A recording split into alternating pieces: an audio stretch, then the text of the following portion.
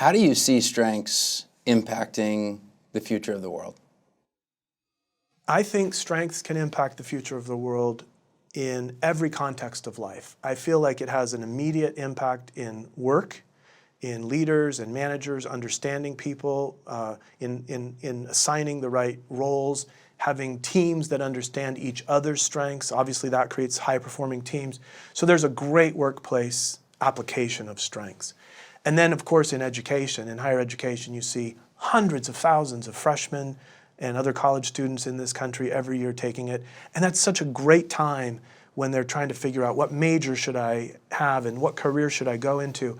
And I think with more data, there's the potential for every young person to take StrengthsFinder, either Clifton Strengths, in high school or in their early years of college, and to use it more intentionally as a career choosing tool, as well as a major choosing, as well as a career choosing tool.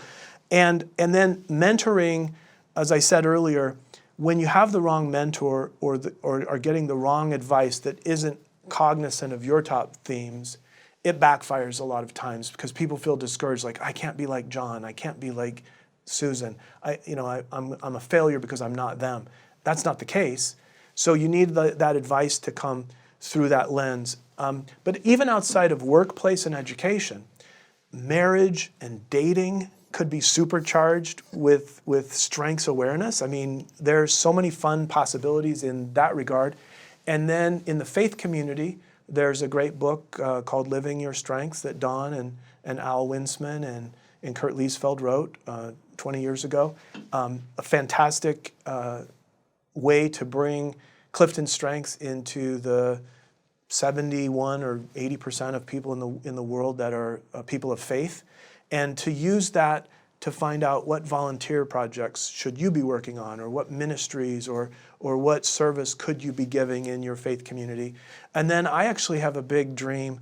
I'm working on a startup inside of SOAR called Citizen Portal, where every single public official in the United States, the 585,000 people who serve in elected office at the school board level, the city council level, the county level, state legislature, or the federal offices, 585,000 fellow Americans who get elected.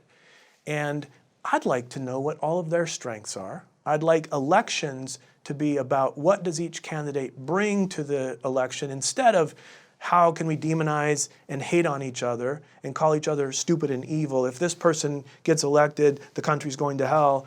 And instead of that, Kansas State University's student body president election focuses on, the debate is on the strengths of each candidate. I've got futuristic, here's what I'm going to offer the university. I've got connectedness, I've got harmony, here's what I'm going to offer the university. And let the student body vote based on the themes that the person brings to the office. If we could somehow affect public discourse by talking more about each other's strengths and focusing on the potential instead of just hating on each other. And Arthur Brooks, of course, Love Your Enemies, his book is fantastic about trying to eliminate contempt from public discourse and replace it with civility, respect, and even love.